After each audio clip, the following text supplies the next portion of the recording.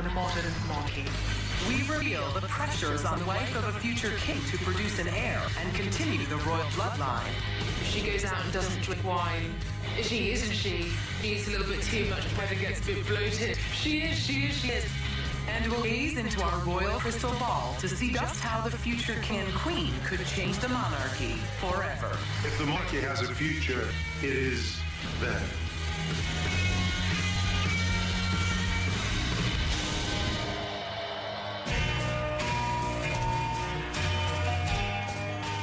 A royal wedding is the fairy tale climax to months of anticipation, planning, and hard work. But what happens to William and Kate once the honeymoon is over?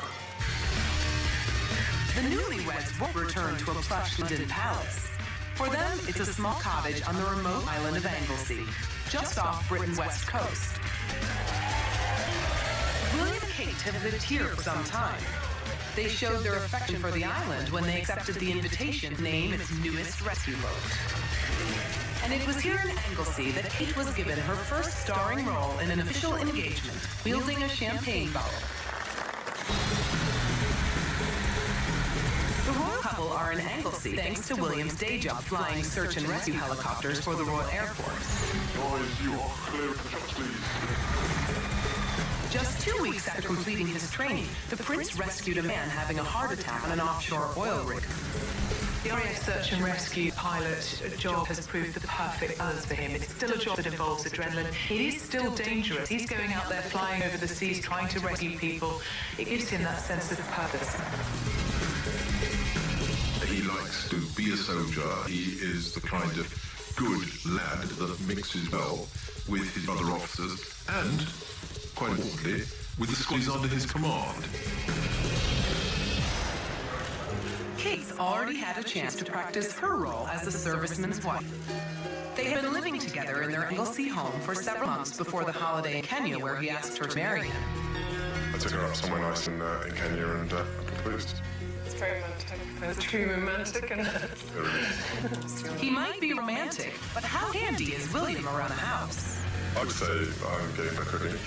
Kate's I'm getting a lot worse. I didn't give you enough chance to practice the movies. No, that is true. I get quite lazy about cooking because when I come back from work and stuff, it's the last thing I want to do really, so I didn't start cooking. But when I was trying to impress Kate, I was trying to cook these amazing fancy dinners, and all that would happen was I'd have something would spill, something would catch on fire, and she was in the background just trying to help and basically take control of the whole situation. So I was quite glad she was fine. I've never ever heard a member of the royal family say, when I come home from work. Arthur Edwards is a photographer who has known Prince William since he was a baby. He flies that great big helicopter in really difficult places. He just wants to come home like most men and just relax. But just not something out for me. And I think them living in that remote part of North Wales is just perfect for a married life. Anglesey isn't just a long way from London. It's separated from the mainland, connected by a spectacular bridge. Where Kate and William live is top secret. We have a farmhouse cottage down a long track, very difficult to get to, very remote, isolated, very, very private. Very discreet, no one knows where it is, and if they do, they're not allowed to say. The luxury of doing their own thing without a load of staff, actually getting to know each other.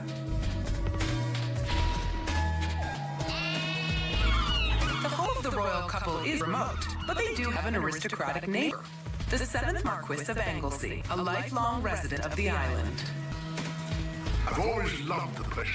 Here is a house which has the most wonderful view, looking at the breeze on one side and the streets flowing in between. Snowdon up there, and therefore on those grounds alone, one couldn't do anything but love it all. Anglesey may offer the closest thing the royal couple ever get to a normal married life. According to locals, they've had plenty of practice walking down the aisle. Not in a church, but at their local supermarket. The fact that they're just wandering in supermarkets buying pizzas. You know, there's nothing stuffy about them. They've got a few bodyguards around them. In truth, they could go to the local pub, local supermarket, and just live a simple but happy existence. And the locals rally around to protect them. They will be off the beaten track. The paparazzi won't be outside their home all the time. They have loved their moments there, and they will relish that in the early days of their marriage.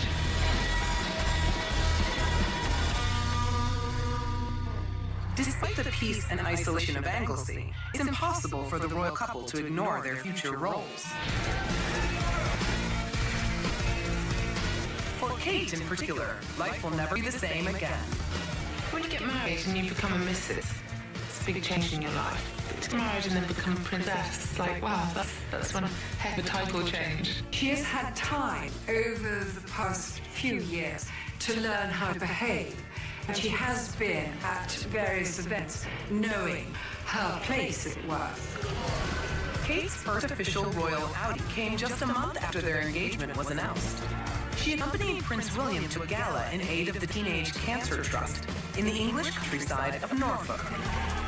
She's been tiptoeing along the path, really, ever since the engagement was announced. A very low-key public appearance in Norfolk, then two very much more official but still very safe engagements in Anglesey. A fundraising trip to St. Andrews University in Scotland gave Kate another chance to brush up her skills as a working royal. It also meant an opportunity to revisit the place where they met and fell in love. This is all about preparing Kate for her role, very gradually, very slowly. She's got William there to show her the ropes, to make sure that she feels comfortable in this. They are a team, and they handle this as a team.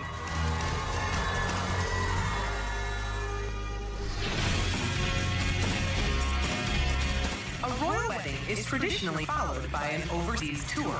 Charles and Diana spent 6 weeks traveling Australia and New Zealand on an official trip. Prince William, barely a year old at the time, went with them. A country has already been selected for William and Kate's first overseas tour, but this time it's Canada. The last time Prince William was there, he was 15. He was given a pop star's welcome and mobbed by teenage girls. 2 months after the wedding, William will return, introducing his wife to a country that will one day recognize them as their king and queen. I think it's going to be a very steep learning curve for Kate. These tours are extremely hectic, very, very demanding. She will be having to shake hands with the crowds, and the crowds just after their wedding in Canada are going to be huge. And it's a chance for Kate to learn the ropes, to work out exactly what's expected of her going forward. And this is all, again, part of her training to becoming a princess and a full-time working member of the royal family.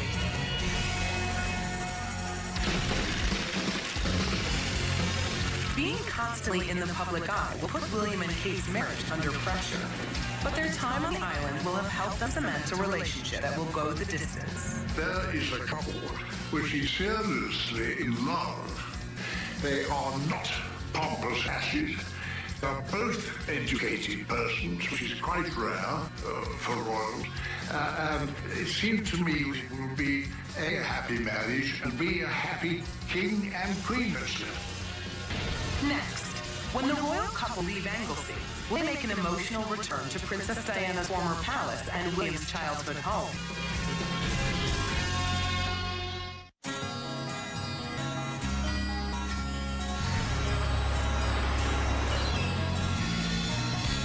William and Kate will continue to live on the remote island of Anglesey, just off the British coast after the wedding.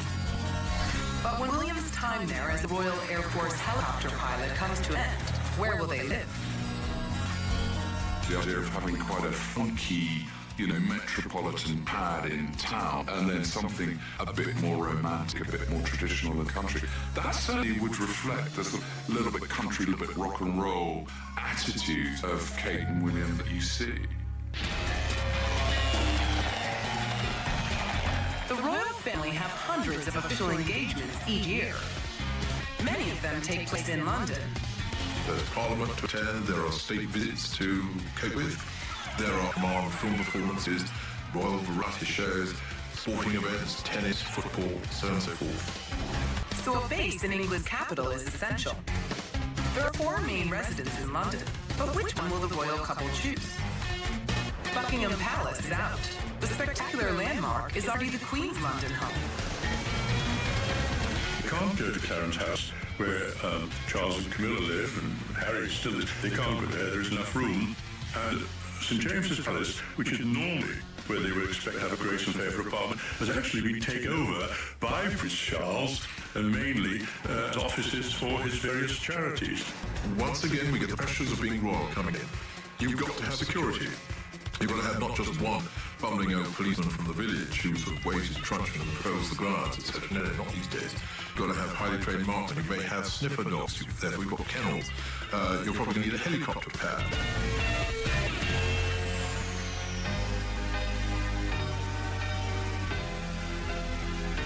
But one palace may fit a bill.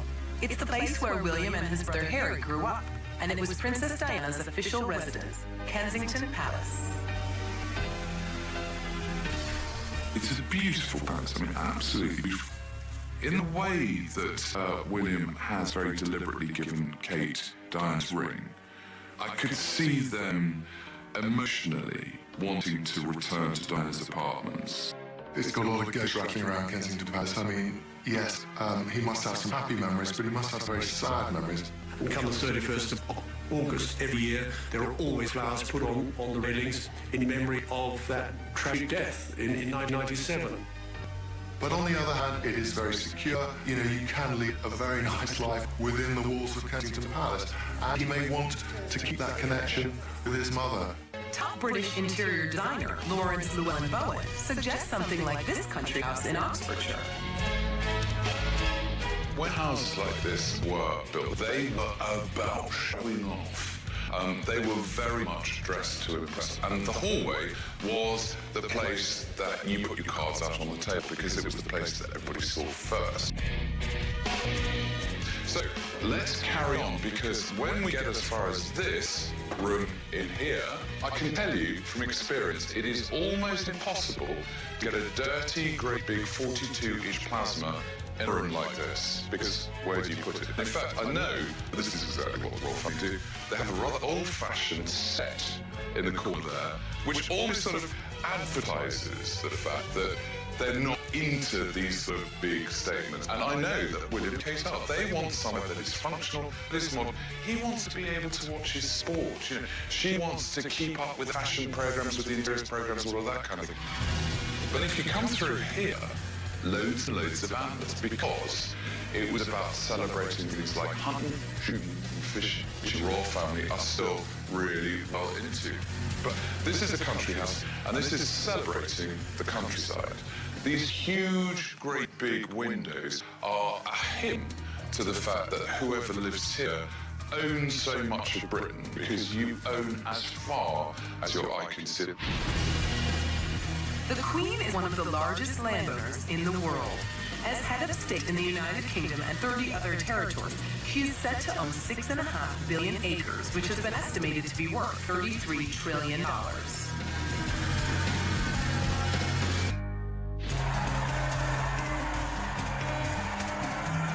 Despite the Queen's wealth, in 1980, a year before his wedding to Lady Diana, Prince Charles went shopping for a home.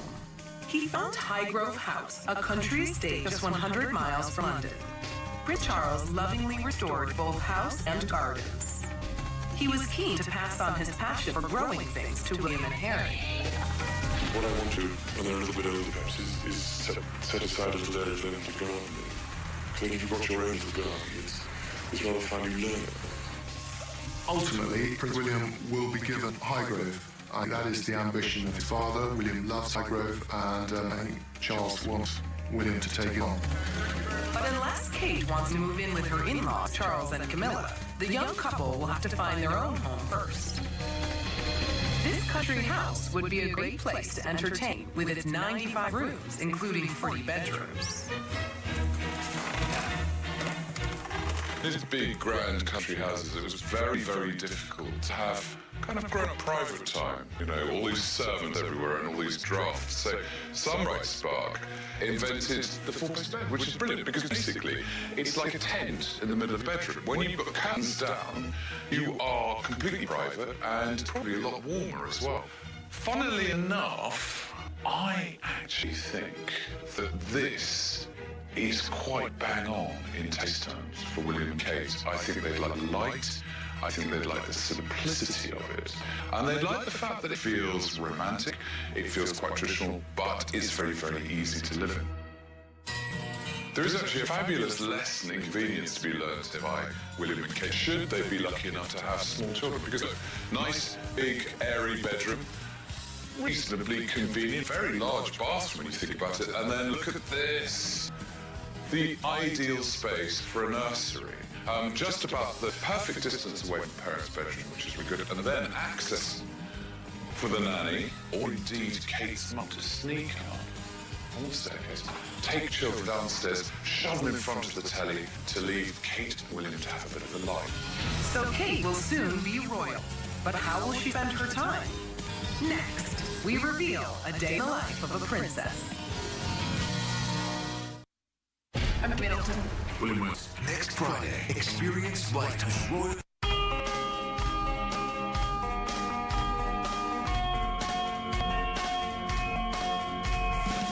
William and Kate were together for nearly a decade before their engagement. In all that time, Kate has barely put foot wrong. Her most embarrassing slip-up came when she organized this roller disco and fell over. But it was all in a good cause. The future princess was raising money after a friend was diagnosed with cancer. Kate's caring side has always been central to her character, according to one friend who knows her well. The thing is with Catherine, you can always go to her for advice, and if you have a problem, however busy she is, she'll always help you out. Supporting charity is a traditional role for the wife of a future king. When Princess Diana married William's father, Prince Charles, she took a particular interest in children's charities. Diana had this wonderful combination of star quality and common touch. Diana was one of the first people, sounds bizarre and old-fashioned, that actually shook hands with people without any gloves on. Diana changed the mould of how royals operate, whereas up until that point they'd been quite standoffish, shake a few hands, get back in the car and drive away. It was Diana that really broke the mould. She would go into the hospital. What began as a duty soon became a passion. She decided to take on something that no other member of the royal family even contemplated doing, and that was take on the question of AIDS in the mid-late 80s. And that was an incredibly brave thing to do. When Princess Diana shook hands with people living with AIDS, she reduced the public stigma of the disease. I mean, I remember surviving that AIDS baby. I remember I was at the Middlesex Hospital when she put her arm down this man and everything like that. He was wafer thin, he was dying. HIV does not make people dangerous, no. So you can shake their hands and give them a hug. Heaven knows they need it. She took on controversial, sometimes unpopular causes, and she put them at the forefront of people's mind. HIV, leprosy, landmines. 3, 4. Diana's extraordinary legacy means Kate has much to live up to. She knows that she's got this amazing role. And I think for her, she'd feel very guilty if she didn't do amazing things with it. I really hope I can make a difference, even in the smallest way. I'm looking forward to helping as much as I can. Princess Diana was linked to over 100 charities, so much is expected of the new princess. Already, invitations for her to become patron of charities are flooding in. Hundreds and hundreds and hundreds. And from the point of view of the charities, and of course it's, absolute gold dust to them to have that name attached to their letterhead.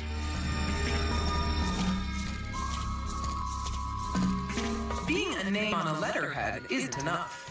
Kate will have to host fundraising dinners. But formal dinners involve protocol, a tricky business.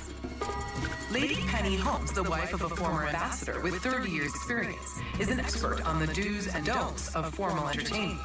In Paris, we had 17,000 guests a year on average through the house. So there's quite a lot of being nice to people and smiling and welcoming and talking. The first task for any hostess involves researching her guests. But where does she begin? If it's a charity, then the chief fundraiser, the one who's going to make them the most money, would sit if it's a gentleman on her right. And then on the host's right would sit the female most important member of the guests. and then it would go down the table in order of seniority.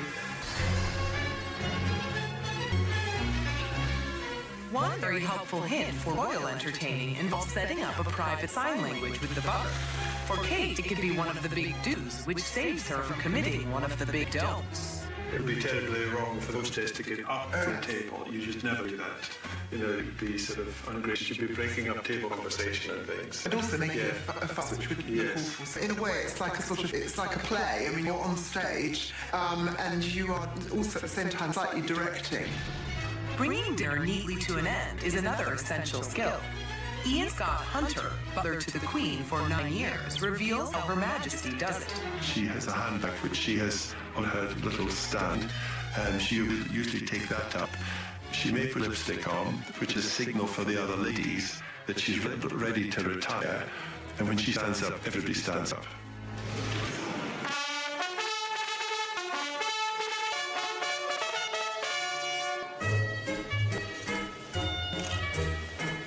Tradition and protocol govern every aspect of royal life. While Kate can choose how much time she devotes to her charities, she'll have little say in the amount of time spent on her royal duties. Everything will be governed by protocol. For example, every Christmas she will be expected to be on duty with William at Sandringham. In April, she will be expected to join the Queen at Windsor Castle and to go to the Ascot Racecourse, even if she has no interest in horse racing. In the summer, she will be expected to spend part of the holiday at Balmoral, lying in the wet gorse while her husband goes stalking and things like that. It's all done to a routine that never varies.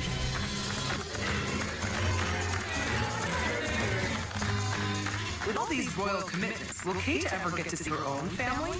It's almost as if once you've married into the royal family, you have to sort of sign a piece of paper that you don't see your family anymore. Once you give your daughter into the royal house, they get sort of swallowed up in the royal system, and usually in-laws get slightly pushed to one side, I have to tell you.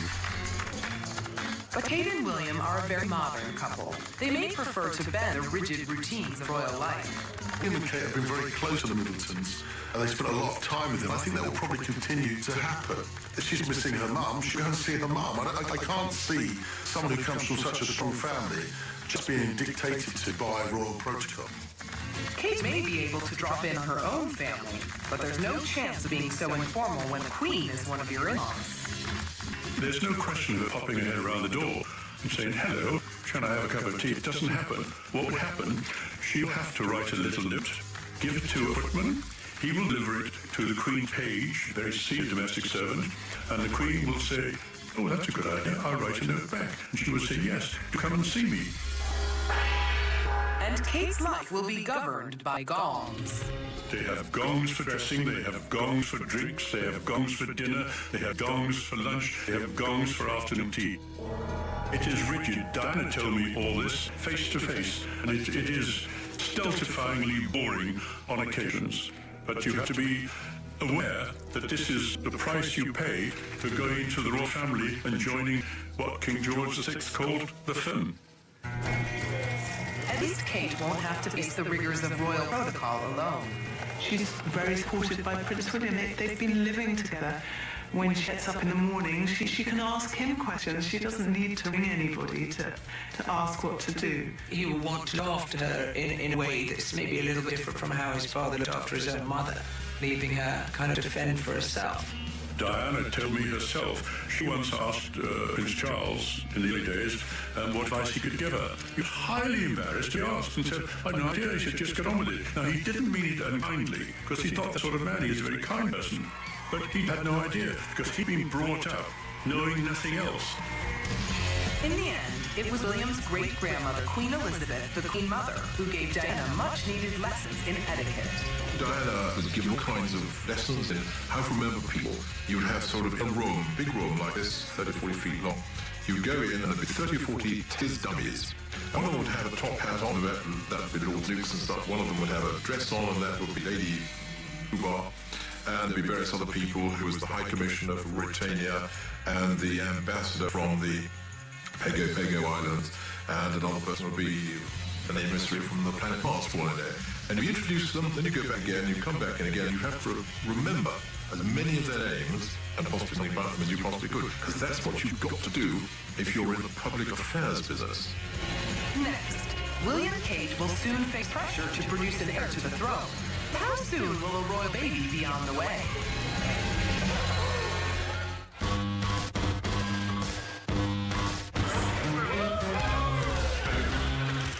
William and Kate have been together for nearly a decade, but their wedding is sure to ignite media speculation about starting a family, not least because William himself was born within a year of his parents marrying. William was born, he was the heir. 2 years later, Harry was born, he was the spare, so we have an heir and spare. William now needs his own heir and spare. I think we'll take it one step at a time. We'll sort of get over the marriage thing first and then maybe look at this. But obviously, we want a family, so, we'll have to start thinking about that. The moment they get married, then the questions start. When are you going to have children? 29, I suppose we're going to say with the clock beginning to tick. She's got to produce them, so I think that she might start a family quite soon. What if she doesn't get pregnant? What if she can't have a child? Well, that will bring inevitable pressures. With such interest in the royal bloodline, the media are sure to follow Kate's every move, speculating on whether or not she's carrying the heir to the throne. The newspapers are going to be in this get-set position, just ready that moment that she announces that she's pregnant. If she goes out and doesn't drink wine, isn't she? If she eats a little bit too much bread and gets a bit bloated, she is. The announcement of a pregnancy is sure to trigger the next big royal public debate. What kind of parents should Kate and William be? Princess Diana made sure William had a very different childhood from that of previous generations of royals. Diana took him on the underground, took him on a taxi, took him on a London bus, took him to McDonald's, because she wanted to make him a 20th century guy, what every other kid of age does. She also took them to visit homeless people, trying to show them what the world was really like outside the confines of the palace walls.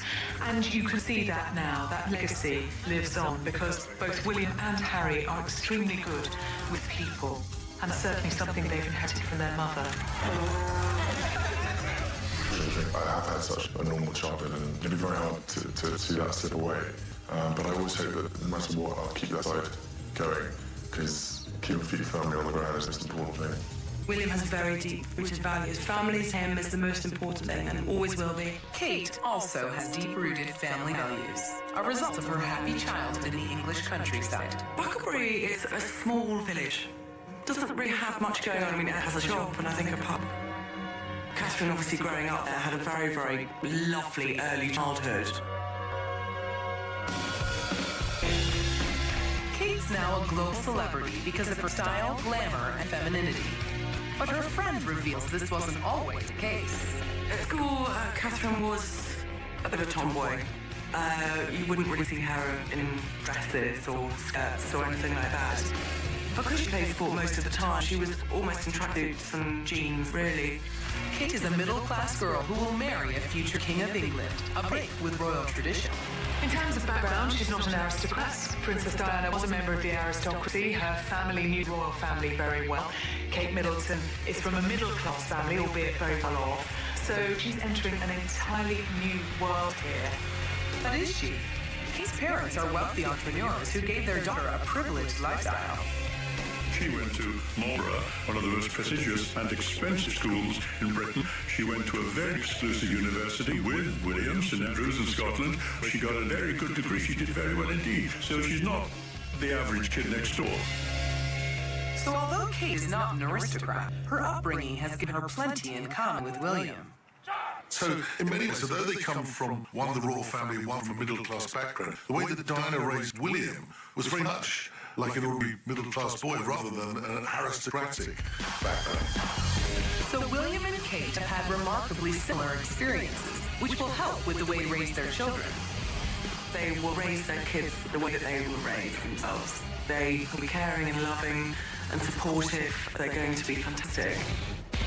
But, like Diana before them, they're likely to find that royal status limits their parenting choices. They would want to be very hands-on with raising a family. Diana wanted to be very hands-on, but she had so many royal engagements, she was forced to employ actually not only 2 but 3 nannies. I'm sure they won't do that, but it's absolutely impossible to be royal and be a full-time mum. You've got to have help. If William and Kate have a son, he'll be third in line to the throne. Prince Charles is heir to the throne and William's heir presumptive. He's heir to the heir. So William and Kate must produce the heir to the heir to the heir. At the moment, we've got some ridiculously ancient law which says it can only go down the male line. The line of succession, put very simply, runs through father to son. Males get preference over females. But in these modern times, the old laws of succession raise serious questions.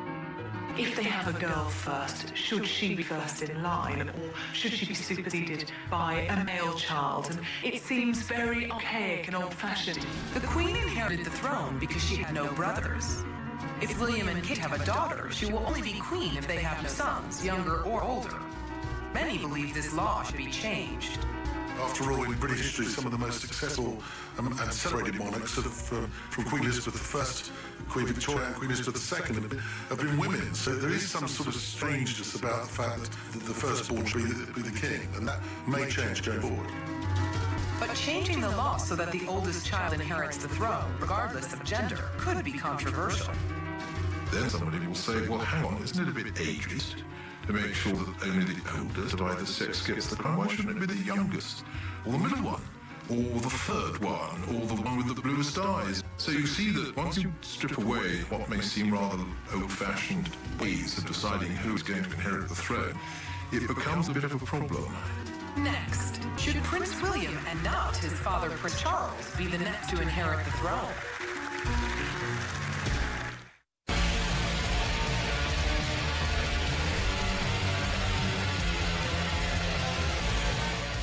Kate will one day be king and queen. How different will they be from past monarchs? William began training for kingship when he was still at school, Eton College, a 15-minute walk from Windsor Castle. Every Sunday afternoon from the age of 13, he was taken up to Windsor Castle to have tea with his grandmother, the Queen.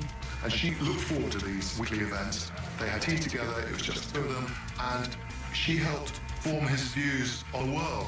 And she would then give him questions in constitutional history and monarchy. She encouraged him to talk about what he was learning, what he was doing, and he could see from her what the future possibly was going to be. So he's been trained from the age of 13 for his future role, the only job for which he'll be qualified in years to come, and the only job for which he will be the only applicant. William was trained for a role which has barely changed in the years since the Queen's coronation. But public grief over the death of Princess Diana triggered a national outcry for a monarchy more in touch with its people. The royal family has begun to modernize. Now the hope is that William and Kate will continue the trend. Kate and William are incredibly now. You know, 200 years ago, the heir to the British throne was special because he was remote, because he was not like all of us. Now, it's the other way around. They're kind of bringing royalty into a different era now. They're far more down to earth. They don't feel like a fairy tale prince and princess. They look weird in a carriage. They actually look as if you could bump into them on the street, as if you could sit next to them in an aeroplane or in a restaurant. And actually people do. I have never seen royals in the public eye and thought, oh yeah, I want to go for a pint with them. But I want to go for a pint with Will and Kate. He goes to the pub, you know, he goes to football matches, he identifies with his public. This is what's important, because if he can do that, and I'm sure Kate will do the same, then they're going to ensure that this new style and brand of royalty will go through to the 21st century. The principle behind succession to the throne has always depended on the death of the reigning monarch. When the Queen dies, her son Prince Charles should inherit the throne. But the popularity of William and Kate raises serious questions about the traditional line of succession. There'll be a sense that Charles is kind of yesterday's generation. He's a 20th century man. His time has come and gone. If we really want to reignite it, and I think the Commonwealth countries will feel this too, Americans will feel this as well. No animosity to Charles or Camilla, but just, hey, it's a new century, new generation, let's jump. There's a huge opinion that perhaps Prince Charles should stand down and let William be king.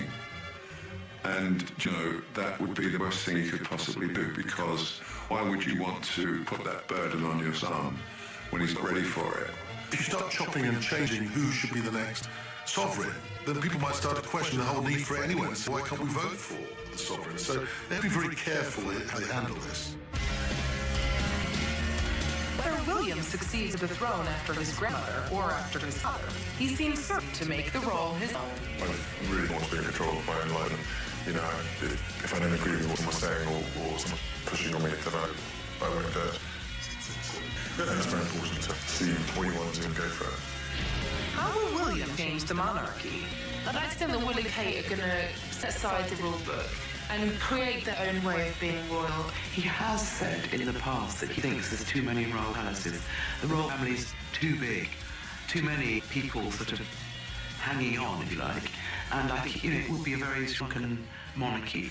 I think we'll move more to the continental way of royals, I think, where they will become less regal, more normal. William himself said he wants to be hands-on. He wants to get down there and actually doing part of things rather than just cutting ribbons. They are young, the 21st century, they are modern, they are of this world, and they connect with the Britain and the Commonwealth of the 21st century. If the monarchy has a future, it is them.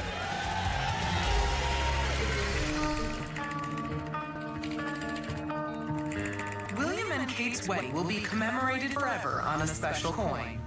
But does their relationship have what it takes to survive the pressures of royal life? For her, it's all about love and loyalty and friendship, and that's what she has in Prince William. It's not Cinderella, you know, it's not rags to riches. They met as equals at university. They fell in love as equals, and they have, over however many years, created an incredibly strong but quite organic relationship as equals. Kate really understands William, like more than anyone ever has before. He's really opened up to her about Diana, about his family, and I think through that, they've become almost one person.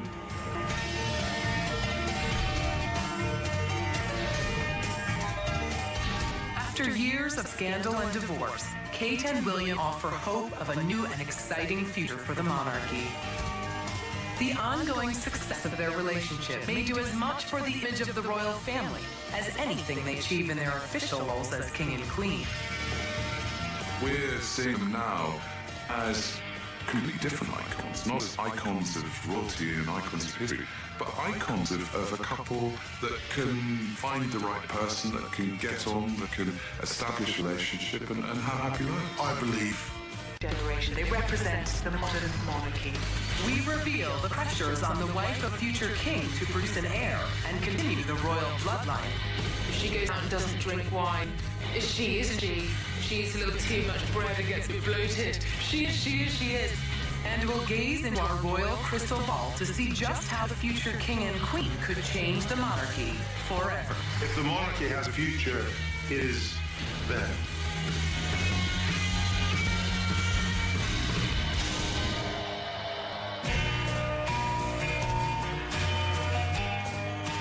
A royal wedding is a fairy tale climax to months of anticipation, planning, and hard work. But what happens to William and Kate once the honeymoon is over? The newlyweds won't return to a plush London palace. For them, it's a small cottage on the remote island of Anglesey, just off Britain's west coast. William and Kate have lived here for some time. They showed their affection for the island when they accepted the invitation to name its newest rescue boat. And it was here in Anglesey that Kate was given her first starring role in an official engagement, wielding a champagne bottle. The royal couple are in Anglesey thanks to William's day job flying search and rescue helicopters for the Royal Air Force. Just 2 weeks after completing his training, the prince rescued a man having a heart attack on an offshore oil rig. The RAF Search and Rescue pilot job has proved the perfect balance for him. It's still a job that involves adrenaline. It is still dangerous. He's going out there flying over the sea, trying to rescue people. It gives him that sense of purpose. He likes to be a soldier. He is the kind of good lad that mixes well with his brother officers and quite importantly, with the squaddies under his command. Kate's already had a chance to practice her role as a serviceman's wife. They had been living together in their Anglesey home for several months before the holiday in Kenya where he asked her to marry him. I took up somewhere nice in Kenya and I proposed. It's very romantic. There's a true romantic and He might be romantic, but how handy is William around the house? I would say I'm getting better at cooking. Kate would say I've been a lot worse. I didn't give you a chance to practice anyways. No, that is true. I get quite lazy about cooking because when I come up from work and stuff, it's the last thing I want to do really is spend time cooking. But when I was trying to impress Kate, I would cook these amazing fancy dinners, and all that happened was I'd burn something would overspill, something would catch on fire, and she'd be sitting in the background trying to help and basically take control of the whole situation. So I was quite glad she was there at the time. I've never ever heard a royal family say when I come home from work. Arthur Edwards is a photographer who has known Prince William since he was a baby. He flies that great big helicopter in really difficult places. He just wants to come home like most men and just relax. That just summed it up for me. And I think them living in that remote part of North Wales is perfect for a starting married life. Anglesey isn't just a long way from London. It's separated from the mainland, connected by a spectacular bridge. Where Kate and William live is top secret. We have a farmhouse cottage down a long track, very difficult to get to, very remote, isolated, very private. Very discreet, no one knows where it is. If they do, they're not allowed to say. The luxury of doing their own thing without a load of staff, actually getting to know each other.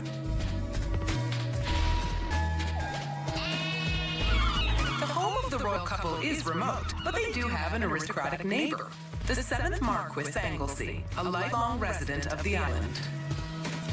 I've always loved the place. Here is a house which has the most wonderful view, looking at the bridges on one side and the straits flowing in between. Snowdon up there. And therefore, on those grounds alone, one couldn't do anything but love it all. Anglesey may offer the closest thing the royal couple ever get to a normal married life. According to locals, they have had plenty of practice walking down the aisle. Not in a church, but at their local supermarket. The fact that they're just wandering into supermarkets buying pizzas, there's nothing stuffy about them. They've got a few bodyguards around them. They could go to the local pub, local supermarket, and just live a simple but happy existence. And the locals running around to protect them. They will be off the beaten track. The paparazzi won't be outside their home all the time. They have loved their moments there, and they will relish that in the early days of their marriage.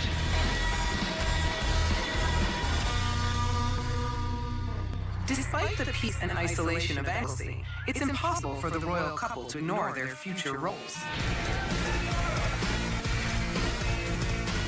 For Kate in particular, life will never be the same again. When you get married and you become a missus, it's a big change in your life. But to get married and become a princess, like, wow, that's one heck of a title change. She has had time over the past few years to learn how to behave. And she has been at various events, knowing her place, as it were. Kate's first official royal outing came just a month after their engagement was announced. She accompanied Prince William to a gala in aid of the Teenage Cancer Trust in the English countryside of Norfolk. She's been tiptoeing along the path, really, ever since the engagement was announced. A very low-key public appearance in Norfolk, then 2 very much more official but still very safe engagements in Anglesey. A fundraising trip to St. Andrews University in Scotland gave Kate another chance to brush up her skills as a working royal. It also meant an opportunity to revisit the place where they met and fell in love. This is all about preparing Kate for her role, very gradually, very slowly. She's got William there to show her the ropes, to make sure that she feels comfortable-ish. They are a team, and they're going to handle this as a team.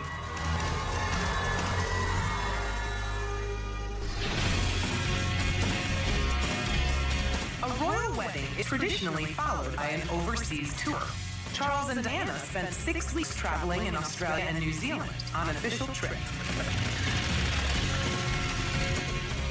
William, barely a year old at the time, went widow. A country has already been selected for William and Kate's first overseas tour, but this time it's Canada. The last time Prince William was there, he was 15. He was given a pop star's welcome and mobbed by teenage girls. 2 months after the wedding, William will return, introducing his wife to a country that will one day recognize them as their king and queen.